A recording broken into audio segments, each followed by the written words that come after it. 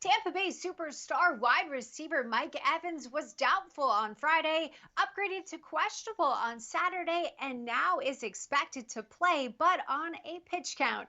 Here for the breakdown for fantasy football is SI's fantasy analyst Michael Fabiano and Ben Heisler. Fabs, interesting to see Evans go from doubtful to now expected to play. Pretty rare, right? Yeah, it is, and it doesn't make me want to start Mike Evans anymore, though. I mean, let's put it that way. When you hear things like snap count, maybe he's going to end up being a decoy in this game, and he's also got a really bad matchup against Marshawn Lattimore, who he has struggled against in the past. So even if Mike Evans is active, he is a big-time fade for me.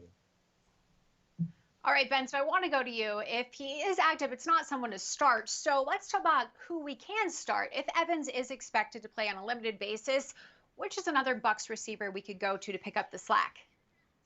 I think the only one, Kaitlin, is Chris Godwin, and he was already likely starting for you anyways. But, if you're playing daily fantasy on a site like DraftKings, I think Chris Godwin becomes even more in play. This is going to be Tom Brady's likely favorite target on the season anyway. As Fabs brought up, Mike Evans already had a very difficult matchup with Marshawn Lattimore likely shadowing him over the course of the day. And remember, these are two very good defenses. So for all the fantasy owners that thought there's going to be a ton of points in this game, I would think you might think a little bit differently, considering that Evans might be just hanging around and not necessarily getting a whole lot of production. So for me, the only other Bucs wide receiver that I'm going to be on today is Chris Godwin. And honestly, that's pretty much it. All right, guys, thank you so much for joining me. I really appreciate your insight on this. For more fantasy insight and analysis, get your SI Fantasy Plus membership today.